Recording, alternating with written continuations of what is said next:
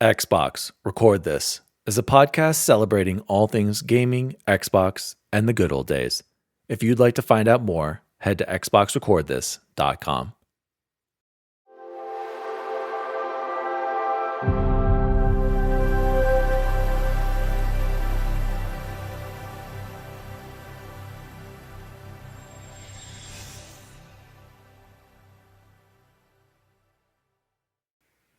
Oh, hello. My name is Daddy Diwali, and welcome to Xbox Record This, Episode 1. I'm not sure what the title is going to be, but we'll think about that later. First of all, I just want to say thank you to any of our viewers and listeners. I really appreciate that. I saw I had some fans out in Europe. We had a couple of listeners out in Europe. That was exciting. We are now available across Apple Podcasts, Google, Spotify, bunch of others. And I'm not sure why I wasn't notified about being on Apple, but we're there. So just make sure if you head to Xbox Record This, you can just click on a link there and it'll take you to all the podcast services so you can watch. But again, I just want to say thank you to all my listeners. We even got some fan mail this week, guys. We got 2 submissions, so I'm pretty excited about that. I can't wait to read those. But sad news here. Unfortunately, this week, we were supposed to have our co-host. And due to my poor planning and being a caca, our co-host is not going to be able to join us this week. So it's only going to be me. And I am very sorry. It is my fault. Again, it was my bad planning, and also today is Mother's Day. So happy Mother's Day to all those moms out there. And like all good husbands, my co-host is spending time with his wife, but me, I'm here recording Xbox Record This. So you can see where my priorities are. So, so we don't have a co-host this week, but we will hopefully next week. That's the plan at least. Along with that, I am going to be traveling for the next couple of weeks. So we are going to be recording remotely. And that means that the video quality and possibly the microphone, I don't know if I'm going to travel with this, but it might take a hit for the next 2 episodes. So we'll see. But I kind of want to stay consistent. So why not? I want to stay consistent. So we're gonna try to make it work. So plan on not this awesome, amazing N7 themed set behind me. That's not going to be here, and possibly plan for kids screaming and I'm not looking for that. So I apologize in advance, but I want to stay consistent, and maybe I can record the next one before I leave. That's a possibility. Might record that one. So it might only be 1 episode, but we'll figure that out later. So let's get into the show. I think I want to do what have we been playing. I really like the idea of starting off with this is an Xbox podcast. We might as well talk about the games we're playing and enjoying. So let's start out with that. The game that I've been playing I actually completed it, and I got every achievement for it because I'm pathetic. But I think I mentioned before, or maybe I didn't, but I was listening to Sacred Symbols, and Colin brought up a game called Generation Zero. And I remember him saying, oh, it sucked so bad. It was so terrible, but I kind of want to play it. And he went back to it and he's like, I can't tell if there's something there, but I'm playing it. But I can't tell.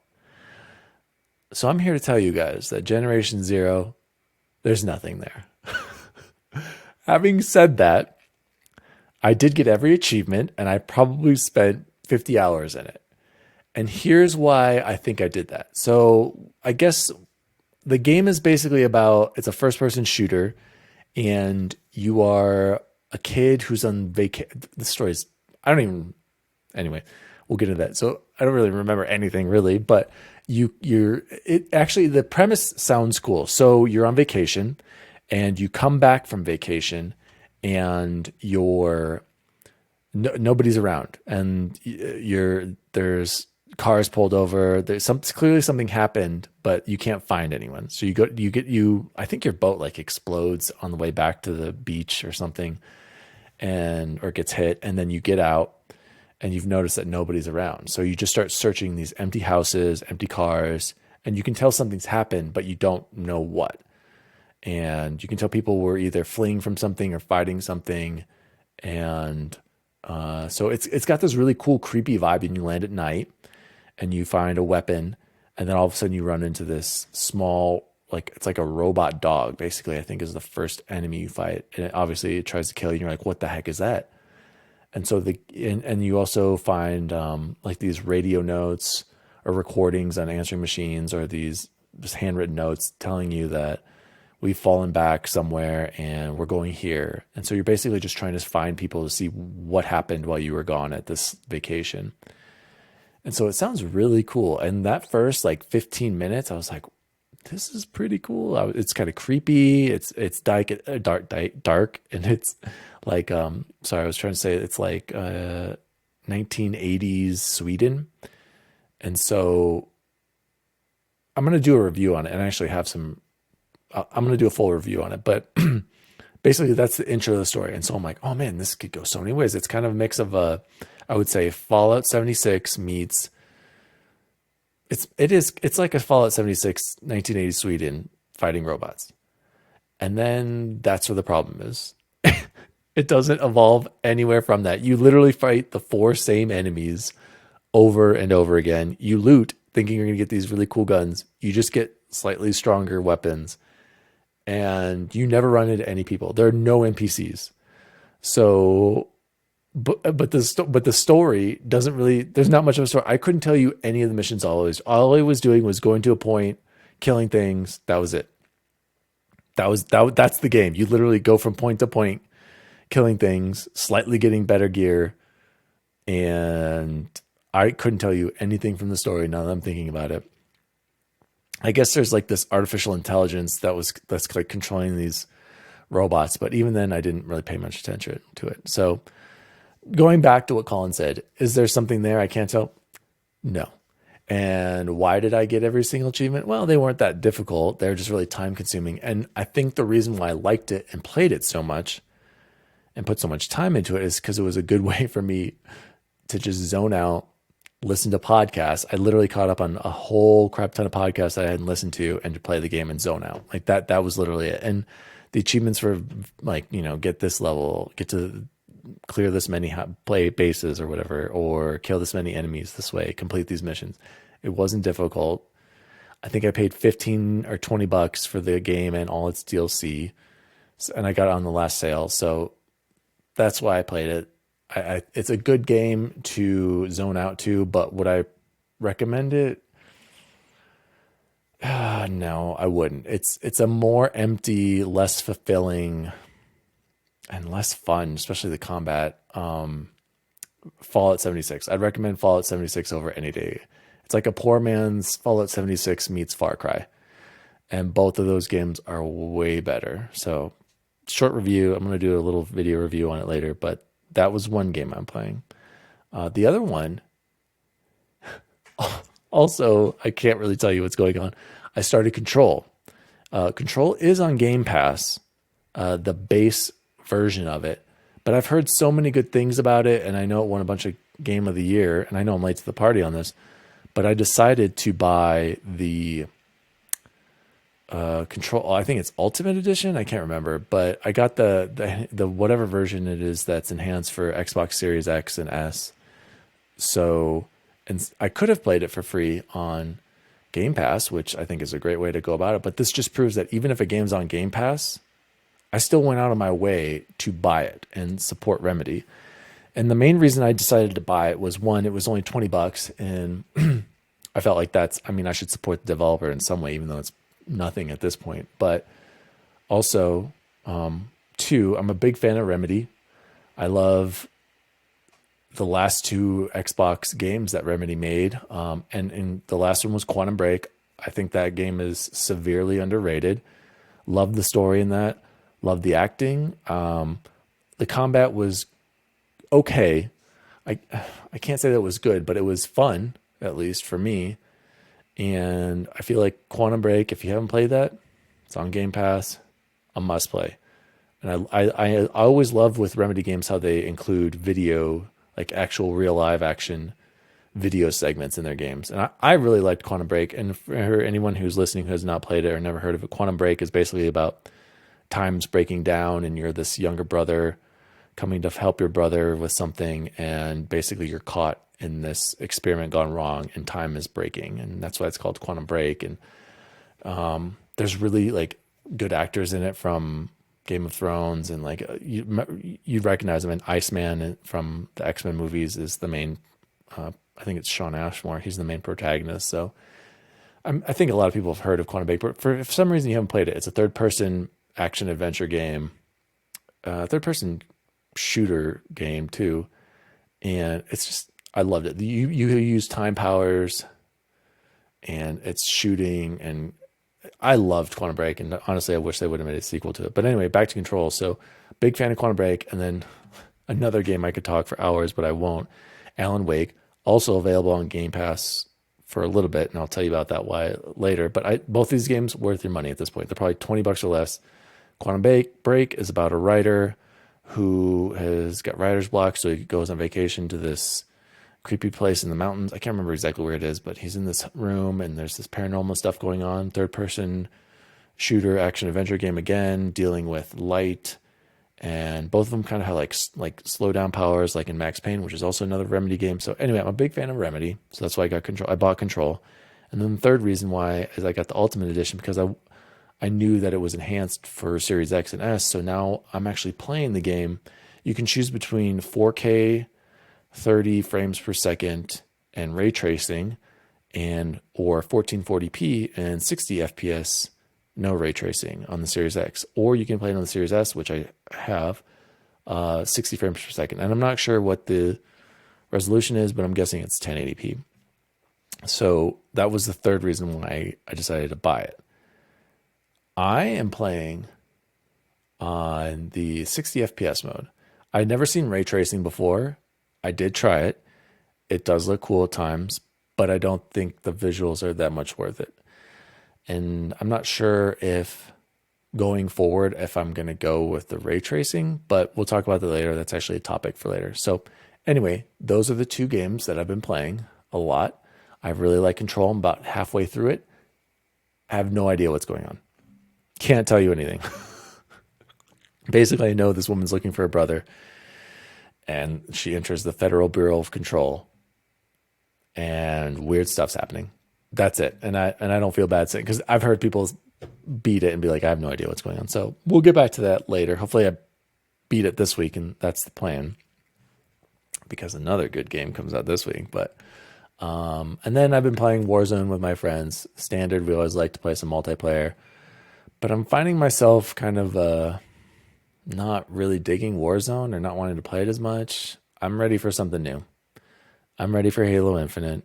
I'm ready for Battlefield. I need a new multiplayer game. But thankfully, I've got these great single player games that I've been playing. So that's what I've been playing. So let's move on to the news. I figure, I'm going to go through what I felt like was newsworthy this past week.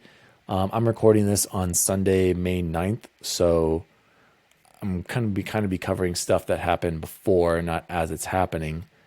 But I feel like if you're listening to this, you're more interested in thoughts, opinions, reactions versus I need to know the news. And if you really want to look at this, I mean, you can go to anywhere to find the news, but I do want to cover some of it. What I felt was significant in it, and what I had some strong thoughts about. So number one, I need to figure out a name for my news segment. Let's see what's happening. I don't know how to name this. With my friends list. Let's see our friends feed. Number one, Battlefield 6 images have allegedly leaked ahead of official reveal. And I'm reading this from IGN, but I'd like to give the real reporting, which was done by VGC. Images from Battlefield 6 have allegedly been leaked ahead of the game's official reveal, and they showcase big storms, rocket ship, helicopter, beaches, and more. So if you guys want to go check that out, it's on VGC. And I clicked on 2 images, and the first one is, it looks like you're inside a helicopter cockpit or some sort of flying, and it looks kind of futuristic, but it does look like it could be from, it looks like it could be about like a helicopter battlefield HUD from Battlefield 4. And I'm not going to lie, the graphics aren't anything crazy, but it looks legit. And then I think the second one is an image. It looks like it's on a beach and there are these helicopters flying in. And I can't tell if this is futuristic or present day or just slightly in the future, but it has me excited because either way, it's not going to be, you know, World War II or something older. I guess I wouldn't mind it being futuristic. I just wanted something modern from Battlefield. I loved Battlefield 3 and Battlefield 4. I miss Battlefield. I miss being able to revive people. I miss the classes. I miss rush mode. I think rush mode is one of the greatest ever. If you don't know what rush mode is basically it's 2 teams. One team's defending, one team's attacking. The team attacking is rushing to destroy 2 objectives.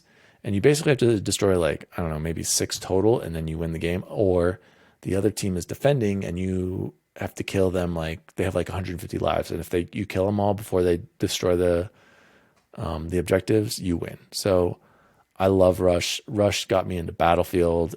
I spent so many hours on Battlefield Bad Company 2 playing Rush. Like, to me, that's like one of the best game modes ever. So I miss Battlefield so much. I miss the gunplay. I miss the combat. I miss the vehicles. And like I said, just being able to revive and spawn on people. I know you can do that in Battlefront, but Battlefront's just, I never got into Battlefront. I don't know. It just wasn't for me. So I miss Battlefield. This is exciting to me.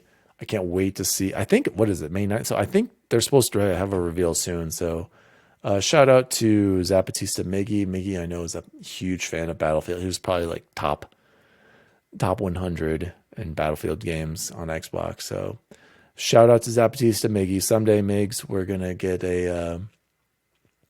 our new Battlefield game. So that's news topic number 1. Number 2, this is basically what's coming to Game Pass and what's leaving Game Pass. And I wanted to talk about what's leaving Game Pass specifically. So Xbox has announced the following, and this was on Xbox Wire, the following games are coming to Game Pass. And if for some reason you're not a Game Pass subscriber, you're a noob. I don't know. Why would you not be? Especially, I think I stacked 3 years for like $150. If you haven't subscribed to Game Pass, here's what you do. Buy 3 years worth of Xbox Live as cheap as you can. Upgrade for $1. You'll have Xbox Game Pass Ultimate for that $1. So what I did, I had a year of Game Pass. I bought 2 years. I think I bought them on a reduced price for like $100, or it was probably like $50 a piece. So I spent $100, extended my Xbox Live until 3 years, then paid $1 on when they have that $1 deal. That automatically converts because you can stack up to 3 years. And so I have Game Pass for, I have Game Pass through like 2020. I mean, I did this back in probably 2019, I think. Whenever Sea of Thieves came out, no, 2018. So I have Game Pass through like 2022. It was crazy. So anyway, back to the games coming to Game Pass. We have Dragon Quest Builders 2, console and PC, May 4th. FIFA 21, May 6th. I believe that means all major sports and their most recent versions are available on Game Pass now. Outlast 2, May 6th. I can't remember if I played Outlast 2. Ooh, Outlast 2 is a spooky first-person. I think I did. So, Steep, cloud and console, May 6th. Final Fantasy X, 10.2 HD remaster, console and PC, May 13th.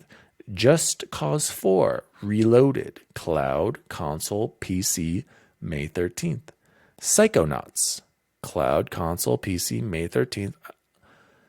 Red Dead Online, cloud and console, May 13th. Remnant from Ashes, PC, May 13th. So from these games, I'm not a big FIFA fan. Sorry, I never got into it. I think I've already played Outlast 2. Good game. I would check that out if you like scary first-person games. Final Fantasy X, I played on PlayStation 2. Never played 10-2. Kind of sucks because I got that for my brother and he could have just played it on Game Pass, even though he doesn't have Game Pass. Miso Pony. Just Cause 4. That's when I would maybe play, but there's just not enough time. Psychonauts. I think if any of these, I've already played Red Dead. I own Red Dead. I haven't played online, but I should do that. From this list, I'm going to play, or I would suggest Psychonauts. I haven't played the original. The second one's coming out. It's probably going to come out around E3. That's what I would check out. So my recommendations would be Outlast 2, Final Fantasy if you haven't played it, and Psycho and Red Dead. So a lot of those, that's pretty awesome. And a lot of those are available to stream. Here's the bad part of Game Pass. These games are leaving Game Pass on the 15th. So 5 days or 6 days from now. Alan Wake. If you haven't played Alan Wake, go play it immediately. I think it's worth the money regardless. That sucks that it's leaving. And I think I saw recently Remedy is streaming games with some other service. I can't remember what it is. I think it's something with NVIDIA. I can't remember. What was it? They're streaming with something else. I guarantee that's why. Battlefield Gothic. I have no idea what that is. Dungeon of the Endless. Final Fantasy IX. That's strange. And that kind of sucks because I still haven't that's the only older Final Fantasy that I haven't played. So that's unfortunate. Hotline Miami PC. I hear that's good. And Plebby Quest, the Crusaders PC. I don't know about that one. But so my pick would be play Alan Wake immediately. One of my top 10, top 5 maybe Xbox 360, probably top 10 Xbox 360 games. One of my favorite games of all time. Alan Wake. Incredible. My co-host, Chipotle Bear, you need to play Alan Wake. He was supposed to be here. Alan Wake. Alan Wake. Alan Wake. Let's move on to number 3. This one hurts. This one really hurts, guys. Sony registers the trademark for Xbox exclusive Sunset Overdrive. So basically, over on Twitter, Nibel, I don't know how to say his name, or Nibelian, or maybe it's Nibel since it's Nibelian, on Twitter says, appears that Sony has registered a trademark for Sunset Overdrive. Insomniac owns the IP, but the original game has been on Xbox and Windows. So to me, this looks like, and I'm not like an industry guy, and I forgot to, we'll go into more about me next week with co-host, hopefully. But to me, yes, Sony bought Insomniac. That makes me sad because I think Insomniac makes phenomenal games. It sucks that they're only on PlayStation now, but it made sense. They worked with PlayStation a lot and Sony, and I think Sony made an incredible deal to get them when they did and how much they paid for. But Sunset Overdrive is literally, oh man, I'm trying to think if there's a, Ori was really good. Ori and Sunset Overdrive to me are the two best Xbox One games. And Sunset Overdrive is maybe one of the best, just overall well-rounded, fun to play games I've ever played. There's excellent traversal, shooting, movement, jumping, good collectibles, just what a great new idea game that just for some reason nobody played, and it makes me so sad. And I recently thought about going back and get all the achievements for this, but there's just not enough time. But I got a majority of them.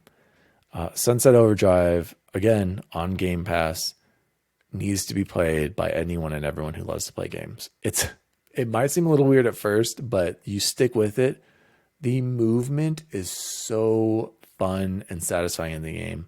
And I just remember that like random side quests or side missions where they were just traversal missions, and that's probably some of the funnest I had. But the guns were creative.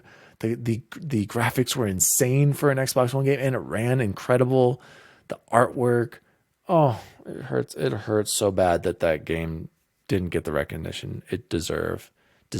But I'm glad Insomniac, I don't know, hopefully if it does come to PlayStation and more people play it, that's great. Or if they do a re-release like with 60 FPS, I'd play it in a heartbeat, and I'd probably have to go for the platinum trophy on that on PS5 someday. So again, if there's anybody out there who has not played Sunset Overdrive, please play Sunset Overdrive. It's on Game. It's worth your money. It's worth $20 or whatever it is now.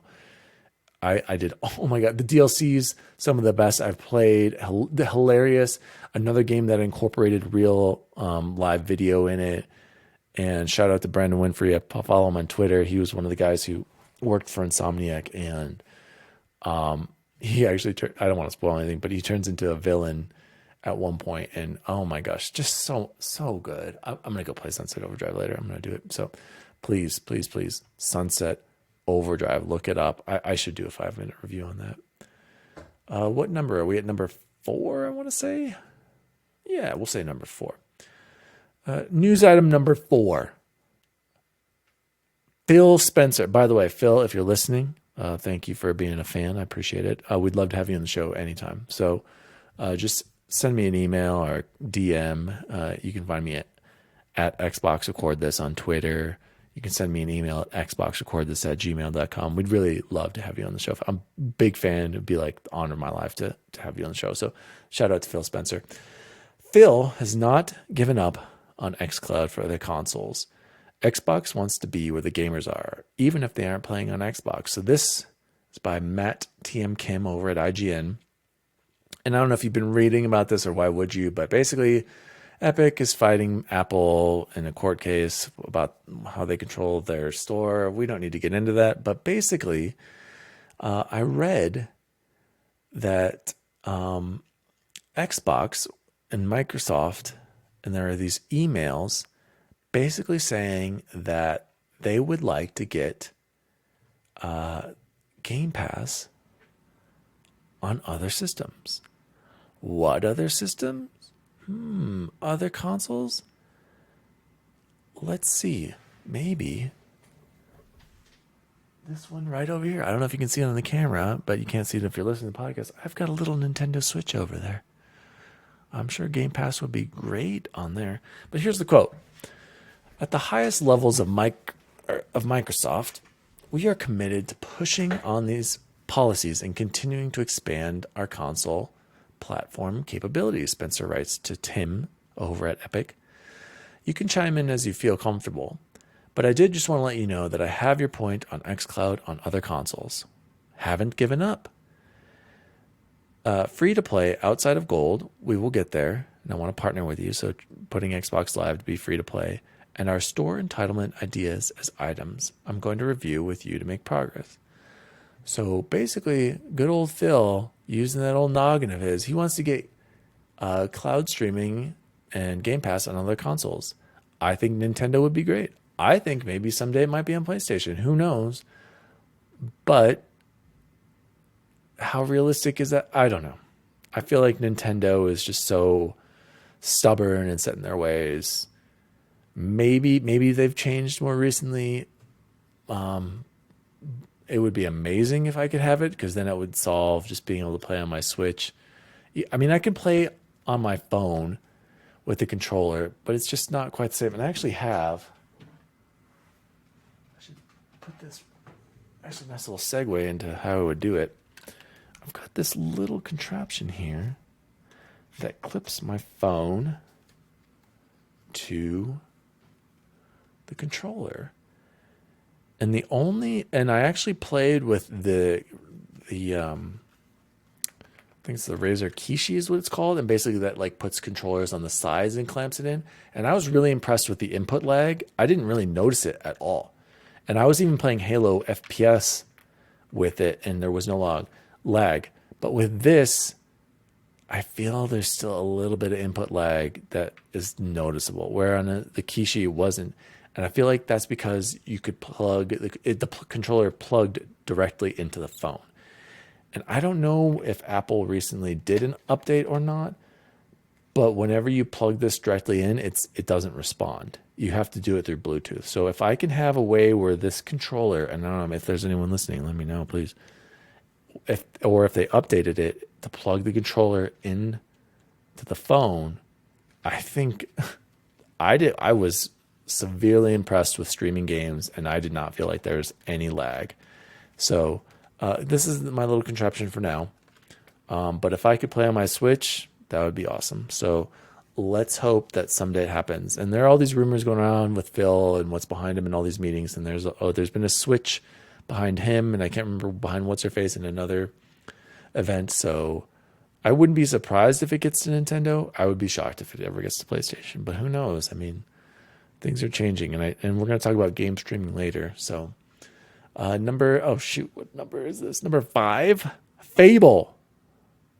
Number 1, let me just say this. Big fan of Fable 1, big fan of Fable 2, 3 not so much. I think they're all on Game Pass. I should look at that. While I'm looking at that, Fable, I know Fable, what is it? Fable 1 Remastered is on Game Pass. But I don't know if the rest are. Anyway, fantastic games. And I had recently just played Fable 1 through Game Pass whenever that came, like recently. I never played it on the original. I think that was an original Xbox game. Didn't play it on 360. But yeah, highly recommend the Fable. I can't wait for the new one.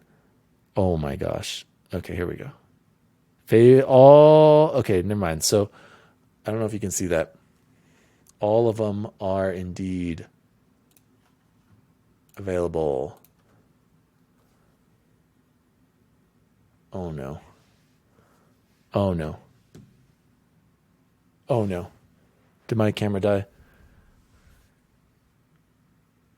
You're kidding me. What happened? What's going on, guys? We lost our camera. How long has this been going? What is going on? Why did this happen to me? Oh, now it's working? What the? Okay, we just had some crazy issues there, guys. I don't know what happened. This is going to be great to edit out. Cool. Okay, well, the camera's back. So what I was trying to say, sorry about that, little technical difficulties. What I was trying to show, is it going to zoom in on this? Oh, yeah. Fable Anniversary, Fable 2, Fable 3, all available on Game Pass. Go play it immediately. Go play. So the news is, which is not too surprising, I don't think, is that Fable is being developed with Forza tech, with a Forza engine. Why is this a big deal, or why is this newsworthy? It's not. I think that should be kind of expected, since Playground Games is making Fable, and they make Forza Horizon, the greatest racing games ever created, by the way, no doubt. And they're beautiful. So I'm not concerned about this. I remember some people have been reacting to it like this is a big deal. I'm not concerned, because Forza Horizon 3 and 4, which came out on the Xbox. Wait, no. 2, 3, and 4 all came out on Xbox One, which is crazy to think about. And every game got not only just better overall, but got more graphically advanced and more beautiful. And 3 added more gameplay elements. Every game has gotten incrementally much better than the previous one. So I am not at all concerned with Forza using their technology to make the Forza, or to make Fable. I'm excited. What they have done, like I said, with Forza Horizon is amazing. Another game series on Xbox that is underrated, and even though it does get generally really great reviews, and critical and commercial and from the public. They Playground Games hasn't made a bad game. I mean, with the first Forza Horizon, and I should really look into what else they've made, but it doesn't matter. Every game they made is incredible and got better. So I have nothing but full confidence in whatever they're doing with Fable, and I cannot wait. And they're a British studio, so I think that helps to go along with the British humor and just overall feel in Fable. I cannot wait. I don't think Fable is close, but at the same time, doesn't matter. We've got so many other great games to play. They should take as much time as they want. I am super excited for Fable. So, Playground Games, if anyone's listening from Playground, I follow a lot of you guys. You make incredible games. Thank you for everything you've done. I'm a big car guy, and that's the main reason why I got into the Horizon. But Forza Horizon is a game that anyone can play, and it's fun for everybody.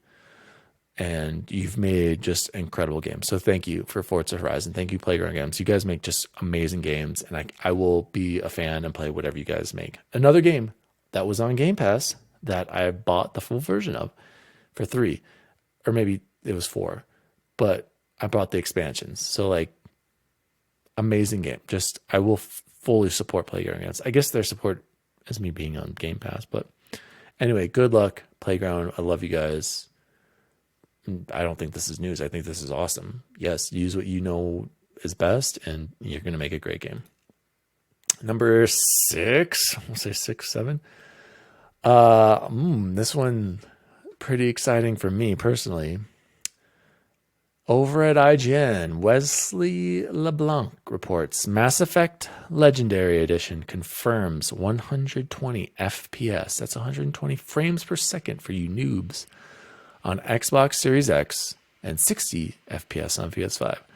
That doesn't really matter. That's because the PS5 can't it doesn't have the FPS boost like Xbox does. It's just exciting. Here we go for Xbox Series S, Xbox One X. You can play the new remastered Legendary Collection up to, that's kind of weird writing, 30 FPS at 4K in quality mode, but then 60 FPS, 1440p in framerate mode. So on my Series S, if I ever have to play it on there, but I plan on playing this in 4K, I will be playing on 1440p, 60 FPS. Cannot wait. Mass Effect Trilogy. Yep. Greatest games ever made. On Xbox Series X, you can do 60 FPS, 4K. That's what I will do. Or 120 FPS and 1440p.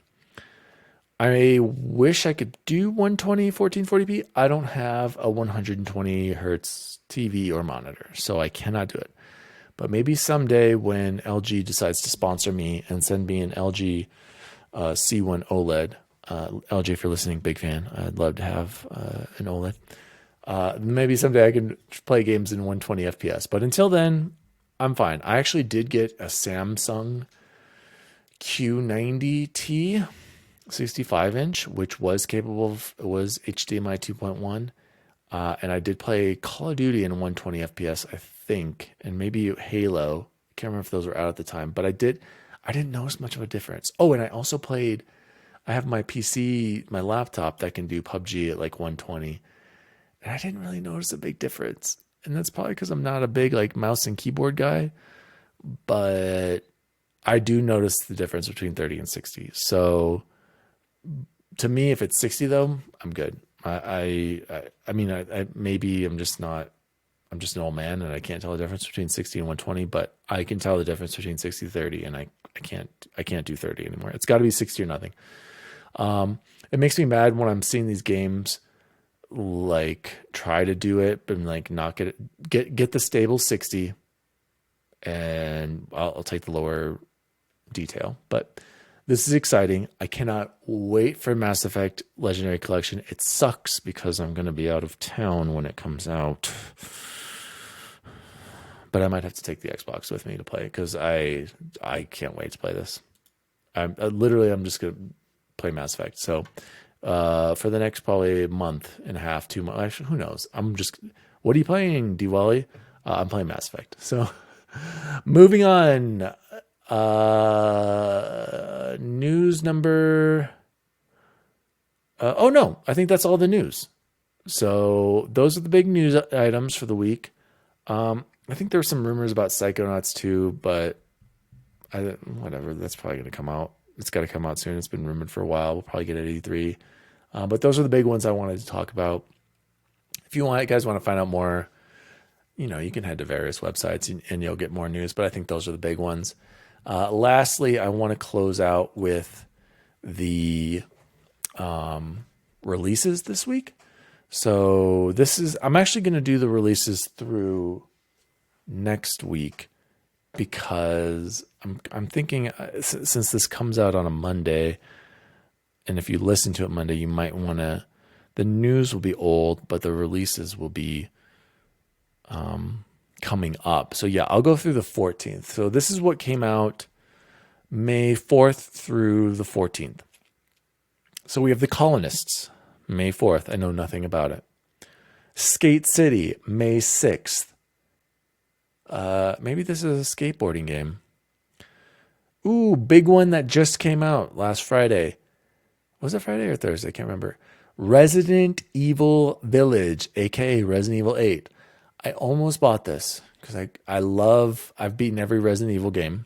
Well, the mainline one. Well, I technically only beat like 4 of the 6 stories in Resident Evil 6, but who cares, right? Beat Resident Evil 1 on PS1, Resident Evil 2, PS1, Resident Evil 3, PS1, Resident Evil 4 on GameCube, Resident Evil 5 on 360 co-op. I believe I did it with Pack Attack. Resident Evil 6 just barely on Xbox One. I think I was actually planning recently on going back and finishing 2 of those, and then Resident Evil 7 on Game Pass, go play it. Amazing, scary. And then I wanted to get it this week, but mixed reviews are on it. And I'm kind of cheap, so I'll probably wait till it goes on sale. I know I did buy Resident Evil 2 Remake. I did buy that and beat that on Xbox. Phenomenal game. Did pay full price for that. I still haven't done Resident Evil 3 Remake. Probably should do that. But anyway, Resident Evil 8 comes out, or it already came out, May 7th. Hood, Outlaws, Legends, May 10th. Mass Effect Legendary Edition, May 14th. Cannot wait. Immediately when it was announced, I went and pre-ordered it on Xbox. It's already been paid for. Probably need to download that. Then we got Subnautica Below Zero, May 14th. I've heard good things about Subnautica. Is this like a remaster or something? No, it looks like it's something else. Maybe I'm thinking of a different game. I have no idea what this is. So those are your upcoming releases. And that is basically it for the news, I think. So let's move on to the fun topics. This is our new, believe it or not, we have reader mail, you guys. We have a real submission. Can't believe it. 1 weekend, we're already getting reader mails. All right. Actually, first real episode, we already have reader. Can you believe this? What a community we have out there. Thank you so much for all of you guys. We actually have 2 submissions this week. One's for something else, but again, if you would like to write into the show, please feel free to send me an email at xboxrecordthis@gmail.com. Our first email comes from a fan of the show. And here we go. Fan of the show, Matt Kalapijin Snellava, writes in about frame rates. Here's his question. Hey, Daddy Diwali. I'm your #1 fan. Got a question for you guys this week. Hey, sorry there, Snellava. It's just me this week, but you're right. Co-host should be here in coming weeks. I've been reading a lot about FPS boost. As a casual noob like myself, should I play games at 4K 30 or 1440p 60? What do you prefer? Thanks. Keep up the great work. I love the show. Well, thanks for writing in there, Snellville. We really appreciate it. Thank you so much for that submission. That's a great question, Snelling. And the answer is 60 frames per second always. We need to move on from 30 FPS. And I say this as a person who casually didn't care and who casually went from thinking, I don't see a difference. I didn't even know a difference between 30 FPS and 60 until I really started playing games seriously and noticing it on the Xbox One. Because with 360, I was just excited to be playing a game that looked good. And if it was smooth, I probably didn't know if I was playing on 30 or 60. I probably had no idea that all the Halos were always 60 or Call of Duties. I had no idea that like Gears was 30 or Mass Effect was less than 30 or whatever it was. And here's why. As I've played more and played more FPS shooters, I think that's the reason why I notice it more. When you're in a game, you need to be at a solid 60 FPS or a first-person shooter at the minimum. Any FPS that's below that is just unacceptable. And I don't even know if there are many games that are below, but I don't know. Maybe. Who probably know? Generation Zero probably was. But I say this because everything is more for Snelling. Everything is just smooth and responsive. And I think that's the best way I can describe it. And for casual people, they might not care or might not see or feel it. But the more you get into FPS games or games in general, you appreciate that smoothness and I guess it's less laggy in a way too. I prefer watching video though, like movies, and they're standard like what is it, 24p, 24 for FPS, but versus if I make recordings on YouTube or like I've noticed that I prefer the 24 or 30 frames over 60 because to me real life just doesn't look good at 60 FPS. But with video games, it's got to be 60.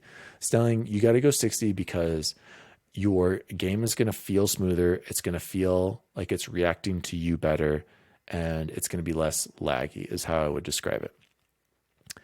Why I would pick a lower resolution like 1440p versus 4K. Yeah, 4K is great. I love having a 4K TV and a 4K monitor and seeing all the details. But as far as movement is concerned, if my mouse is moving strangely, that's not good. It needs to be 60 FPS. Or if my aiming, my reticle, or my movement, my camera is panning around, it needs to react to what I'm doing and feel good.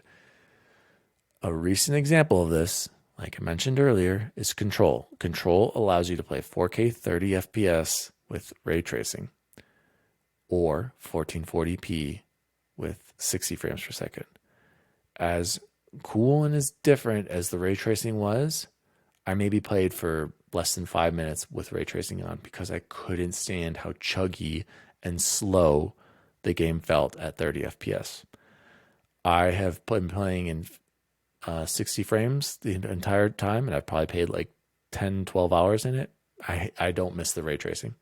And so I'm a little concerned, like, yeah, there's this big push for 4K and ray tracing, but from what I've seen, the reflections, yeah, they're cool, but I don't know if it really changes the game much as 60 frames does. I feel like having a smooth frame rate at 1440, a smaller resolution, is much more beneficial than having 4K 30.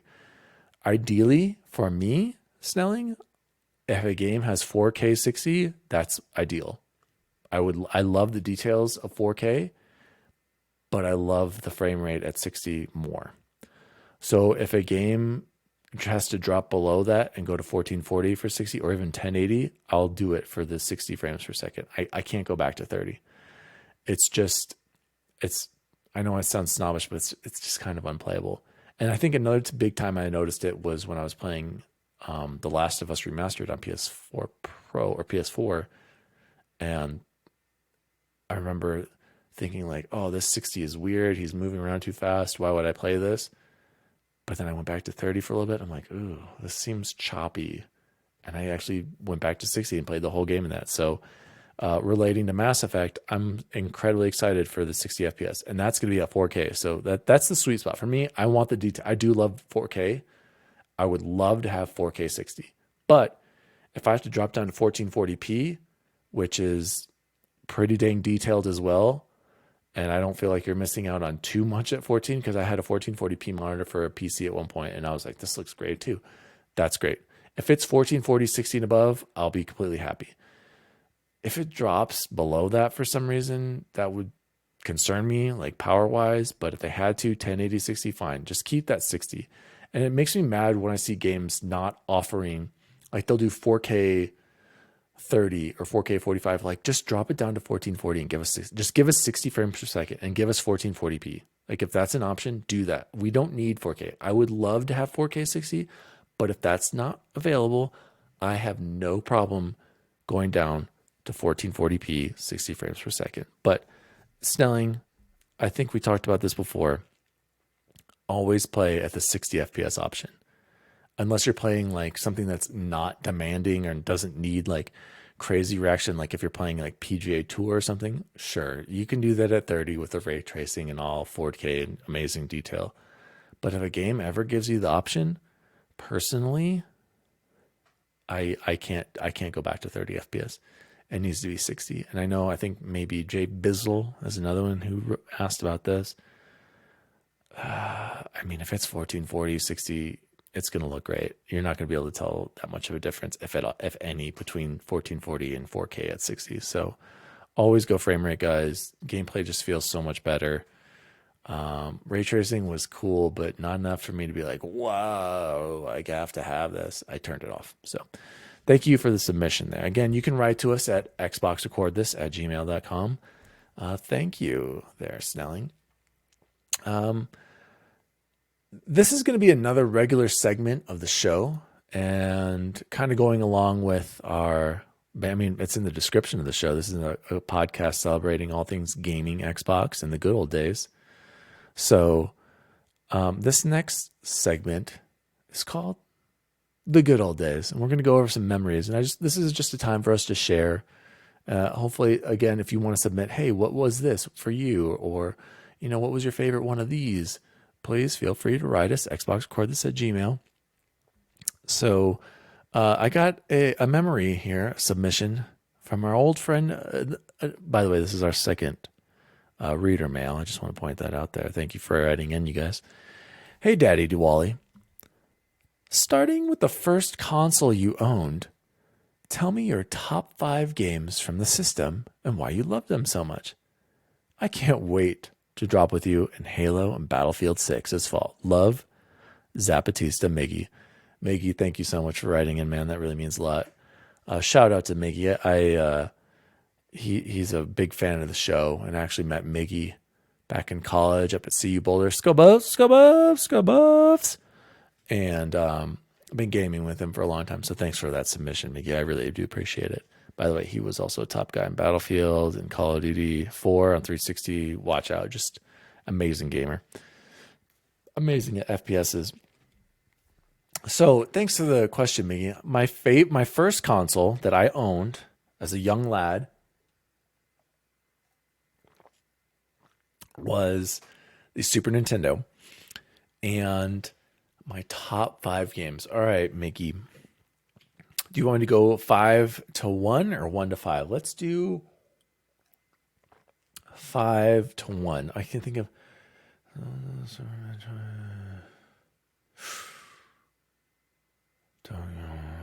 Hold on, I'm just trying to think of the. Okay. Number 5. Oh my God. I almost forgot one, you guys. Whoa, that was scary. Okay, I got it. Here we go. Number 5, Super Nintendo top 5 games. Number 5. Oh no. I'm kidding. No. Okay, I got it. 3 is Turtles in Time, Donkey Kong. Okay, so we're gonna go. Number 5 would be X-Men Mutant Apocalypse for the Super Nintendo from Capcom. Basically, this game was straight up 1990s perfect comic book and cartoon X-Men. Capcom ripped everything they did from Mega Man X, I believe, and then just put an X-Men skin on it. And I didn't know that at the time because I didn't play Mega Man 10 or Mega Man, I think it's X. And I thought it was incredible. And I should have even became a Mega Man fan, but if I had known that. But basically the gameplay is just Mega Man, but with X-Men. Amazing. Psylocke's in it. Gambit's in it. Cyclops is in it. Wolverine's in it. Beast is in it. And it's, oh my gosh. And Psylocke, did I say Psylocke? And just amazing gameplay. Was Psylocke the only female X-Men in it? I think she was. Beat it. Oh my, and the enemies, the animations, the gameplay, it was amazing. X-Men Mutant Apocalypse, number 5. Number 4 would be Donkey Kong Country. Donkey Kong Country to me was like, I was blown, like that was the first time I'm like, oh my God, these graphics are insane. They're never going to get any better than this. Donkey Kong, I was like, I was playing the future with that game. But besides the incredible graphics at the time from Rare, it was just a fun platformer. And the more I think about it, I miss Donkey Kong. And I hear the new one on the Switch is good, but there's no way I'm going to pay 60 or 50, 60 bucks for it because Nintendo's stupid and stubborn and refuses to drop the price. But I think I got it for my sister. So Sarah, if you're listening, can I borrow that? So Donkey Kong Country would be number 4. Number 3, and this should be higher, but for nostalgia reasons, but number 3 is Teenage Mutant Ninja Turtles, Turtles in Time. Talk about, okay, hands down the greatest Teenage Mutant Ninja Turtle game ever. One of the best co-op games ever. Up top 5 easily. What a game. Amazing animations. Turtles look great. Enemies are great. The levels were great. The sayings, ho, ho, ho, ho. Shredder, bury my shell, wounded knee, and sewer surfing. Big Apple, 3 a.m. I should look up, you know what? I'm going to do that right now. Turtles in Time levels. Oh God, please give me a list. Give me a list. Turtlepedia. Oh my gosh, it's all right here. Incredible. Turtlepedia. Where are the levels? Okay, Super NES version. Why doesn't it say? Oh, here we go. This is for me, so Pony right here. Big Apple, 3 a.m. Alley Cat Blues. Sewer surfing. Technodrome. Let's kick shell. Prehistoric turtle sword. Skull and crossbones. Bury my shell at Wounded Knee. Neon Knight Riders. Starbase, where no turtle has gone before. Technodrome, the final cell shock. I need to make a clip. I'm so excited about this. Wow. Okay, that we're gonna clip that. But amazing game, Turtles in Time, number 3. Number 2 on Super Nintendo. Ooh, this is tough. It's gotta be Super Metroid. Super Metroid, almost number 1. Number 2 for me.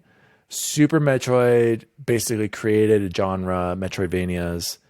What a game with the exploration, the setting, the gameplay, the powers, and the backtracking and exploration and going back and getting things. What a fantastic game. And I just recently got 100% on that for the first time in my life, obviously using a guide to make sure I found everything. And I did that in February of 2020, actually, ironically, before the pandemic pandemic started. And just phenomenal game. I love, that's another reason why I bought a Switch originally, was to play Breath of the Wild and Metroid Prime 4. Still waiting for that, Nintendo. Anyway, and then number 1 all time for me on Super Nintendo would be the Legend of Zelda, A Link to the Past. Amazing game. That's really what got me into gaming as a major hobby and a love was playing A Link to the Past. And I remember my aunt got it for me, Tia Loopy, and I remember it being kind of advanced for me at the time because I was pretty young.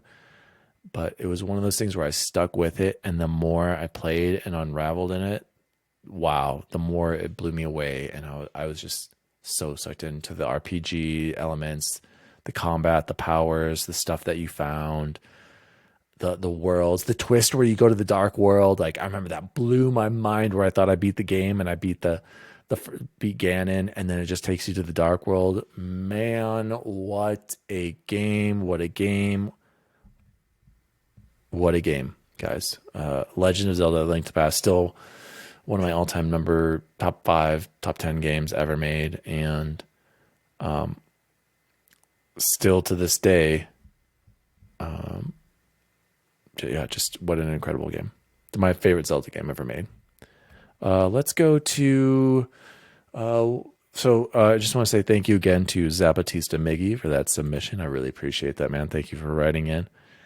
And then let's go to I'm going to call this segment closing thoughts for the week. So we're almost at an hour here, so this is perfect. I'm actually really happy with the timing of this.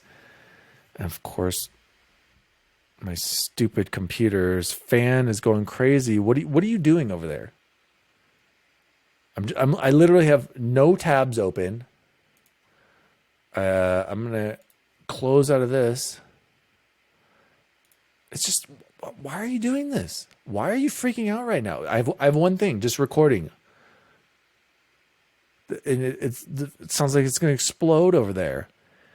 Anyway, closing thoughts. So my closing thoughts, kind of want to have a closing thoughts segment, just something that I was thinking about this week with Xbox and whatnot. So I love Game Pass, and I wasn't really sold on it when it came out. Originally, I was like, oh, there's some cool games.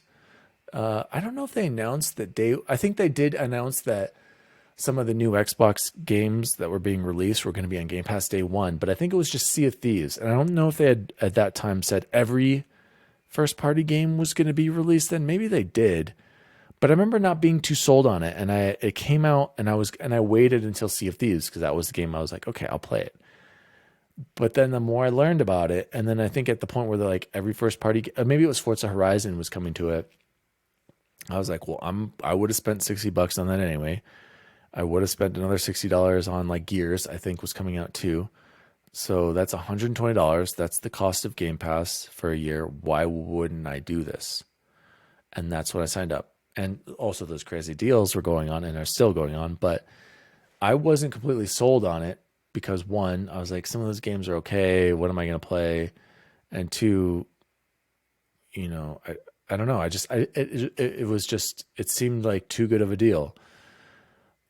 Now, I don't know how you don't have Game Pass at this week for $15 a month, because I have Ultimate. And I think you can play less for just not Ultimate where it's PC and Xbox. You can just have Xbox.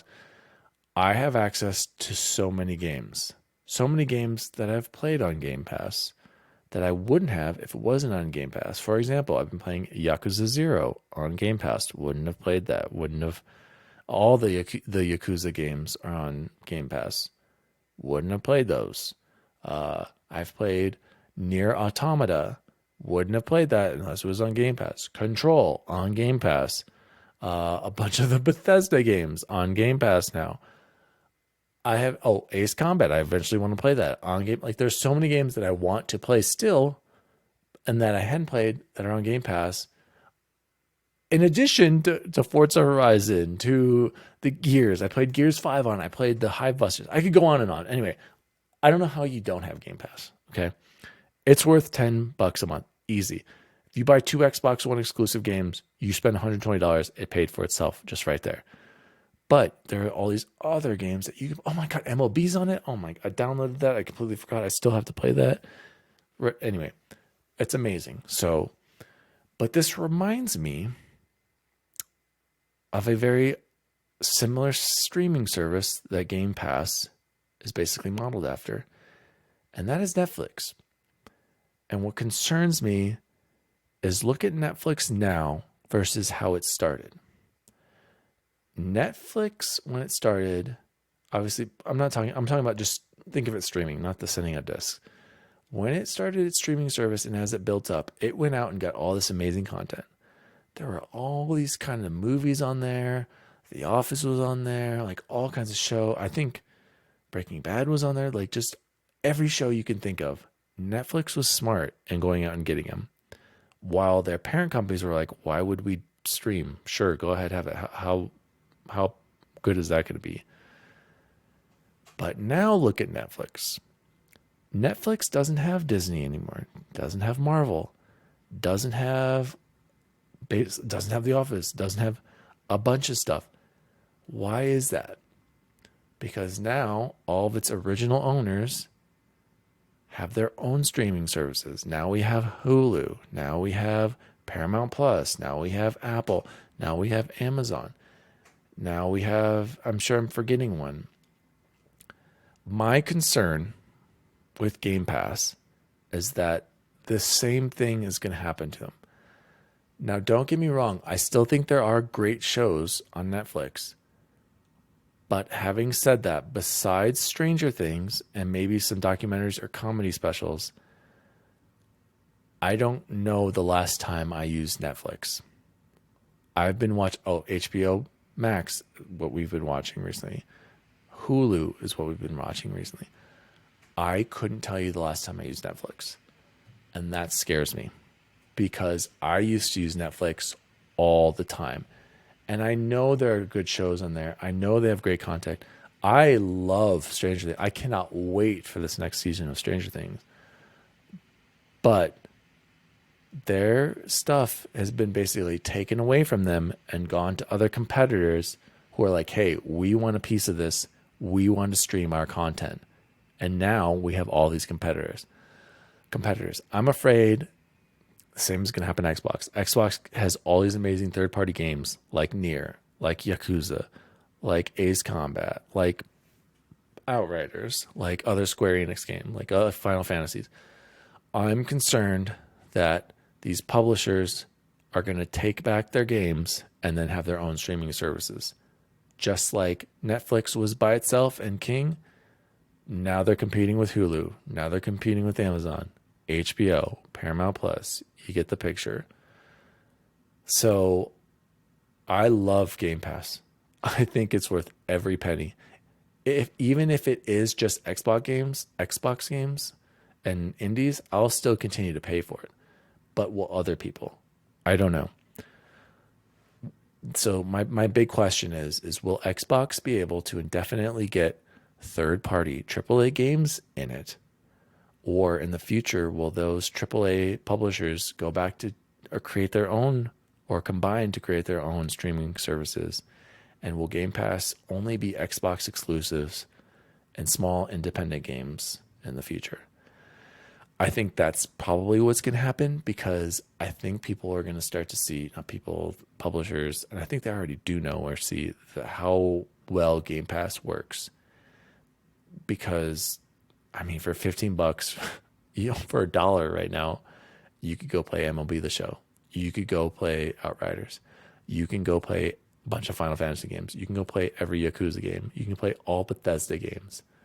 And that kind of goes along with why Xbox bought Bethesda and maybe why they would want to buy Ubisoft because, man, you get those two and you're the only streaming service to have those. I mean, I think I'm onto something. Somebody clip this right now, myself. Xbox could buy Ubisoft and it's because they want to be able to control Bethesda and Ubisoft and have their stuff to stream. Because eventually Square Enix is going to have their own streaming. EA is going to EA. Speaking of, EA is in Game Pass now as EA Play. EA will eventually break off and they're going to have you pay for their streaming service. Microsoft was incredibly smart, now that I'm thinking about it, to have EA games in there because it's a way to to attract people in.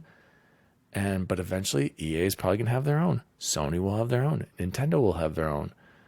And all these other third parties will have their own that I can't think of, but I think that's what's going to happen. I think Xbox is ahead of the game on this with Game Pass, and It's a big fear. And the more I'm thinking about it right now, I mean, I think I'm predicting the future here. I don't want to brag or anything, but I feel like Xbox Game Pass is going to be just like Netflix. They start out so strong, have their own stuff, build their own content, but eventually all that content that they had from the beginning is going to go back to their original IP owners, and they're going to start their own streaming services. So until that happens, I'm going to enjoy it because I love Game Pass. And fortunately for Xbox owners, Microsoft has a lot of money, and they could probably buy another publisher or so, and that could secure more content. But it makes way more sense that why they bought Bethesda now and paid what they paid, because they see the future of streaming and how they'd rather just own Bethesda versus competing with them in a streaming service. So pretty good thoughts. If I don't means, I mean, I think this is the